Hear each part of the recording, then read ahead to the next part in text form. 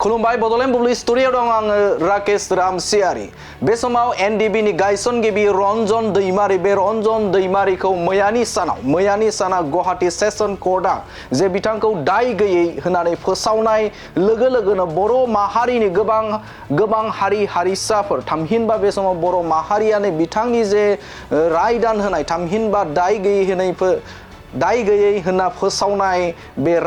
रादाबखौनो गुबुन दैदेनगिरिफोरजों लोगोसेनो रायजो राजाफोरा जोबोद गोजोननाय फोरमायनायखौ नुनो मोनदों आरो बे बाथ्राखौ लानानै दुलाराय बर' फरायसा आफादनि बिथाङा आफादगिरि दिपेन बर'आबो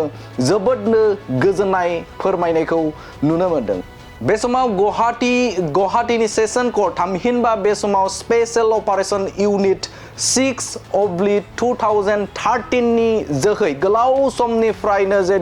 बिथांनि बेरेखायै जे केस सोलिबाय दंमोन आरो बे सोलिबाय थानाय गोबां मानि जे केस बे केसनि जोहै जे जाजमेन्ट बे जाजमेन्टखौ मैयानि सानाव होबाय आरो बेबायदिनो बिथांखौ थामहिनबा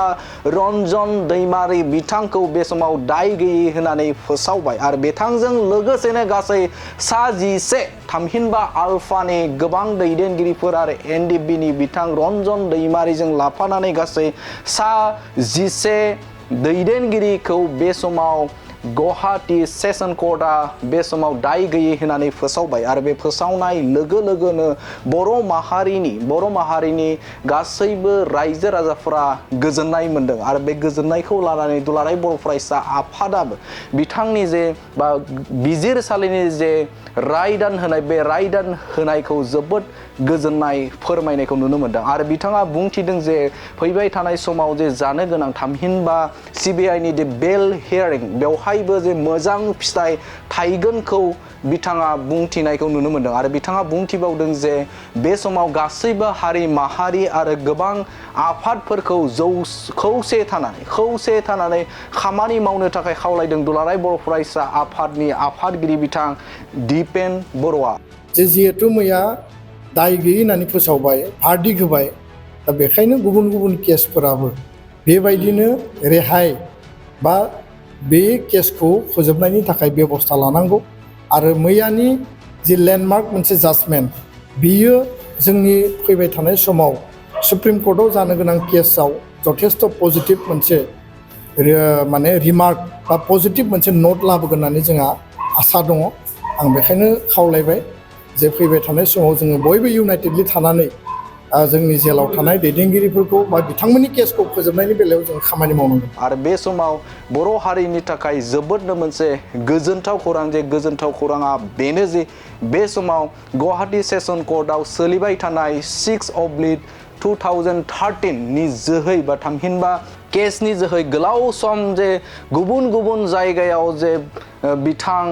एनडिबिनि गायसनगिरि रन्जन दैमारिनि बेरेखा केस सोलिबाय दंमोन आरो बे केस सोलिबाय थानाय गासैबो जे केस बे केसआ बे समाव थुंगेबाय थामहिनबा दाय गैया होननानै बे समाव फोसावबाय आरो बेखौ लानानैनो बे समाव दुलाराय बर' फरायसा आफादा बे समाव गोजोननाय फोरमायनायखौ नुनो मोनदों। एनडिबिनि आफादगिरि डिआर नाब्ला रन्जन दैमारि बिथांजों लोगोसे आल्फानि जायफोर दैदेनगिरि दंमोन अबिन राजख'वा अनुप सेतिया शशधर चौधुरी आरो गोबां बिथांमोननि जि गुबुन मोनसे केस बियो स्पेशल सेसन कर्टआव माने हियारिं जाबाय थादोंमोन आरो बे हियारिं जाबाय थानाय जि केस बिखौ स्पेशल सेसन कर्टआ मैया गासैखौबो दखमुक्त माने दाय गैयै होननानै फोसावबाय। सिबिआइ कर्टनि बा सिबिआइ आदालतनि जे सिबिआइ केस बेयो दाबो रन्जन दैमारि आरो गुबुन 6 बिथांमोननिया दाबो सोलिगासिनो दङ आरो बेखौ सुप्रिम कर्टआव पिटिसना बा हियारिंनि थाखाय जों नेनानै दङ दाख्लै जानांगौमोन किन्तु गोदान माने चिफ जास्टिस अफ माने इन्डिया सुप्रिम कर्टनि चिफ जास्टिसआ सोलायनायनि थाखाय बे डेटआ एसे दा माने दोरोददों गोदान डेट फैगोन किन्तु मैया जि रेहायनि जि रायदान होबाय बा दखमुक्त माने खालामबाय बे केसा आलादा केसमोन जिहेतु गोबां माने केसाव दैदेनगिरिफोरखौ आइनि भाबै जगरिया खालामनानै दोनदोंमोन बा दैदेनगिरिनि एगेन्स्टआव गोबां केस होनानै दोनदोंमोन मालाबा जों टाटा केस नुदों, मालाबा सिबिआइ, मालाबा एनआइए,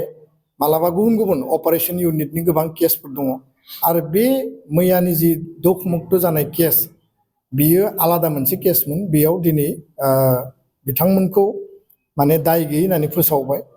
आरो बियो मोनसे सिगनिफिकेन्ट जाजमेन्ट, बेयो मोनसे हिस्ट्रिक जाजमेन्ट। आरो बेखायनो जोङो Supreme Court of India, Bharat सरकार आरो जायफोरो आइननि भाबै बे केसखौ डिल खालामदों, जोङो खावलायगोन जे जिहेथु मैया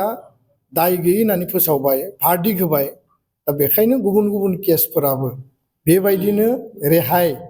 बा बे केसखौ फोजोबनायनि थाखाय बेबस्था लानांगौ। आरो मैयानि जि लेन्डमार्क मोनसे जाजमेन्ट, बियो जोंनि फैबाय थानाय समाव सुप्रिम कर्टआव जानो गोनां केसआव जथेस्थ' पजिटिभ मोनसे माने रिमार्क बा पजिटिभ मोनसे नट लाबोगोन होननानै जोंहा आसा दङ। आं बेखायनो खावलायबाय जे फैबाय थानाय समाव जोङो बयबो इउनाइटेडलि थानानै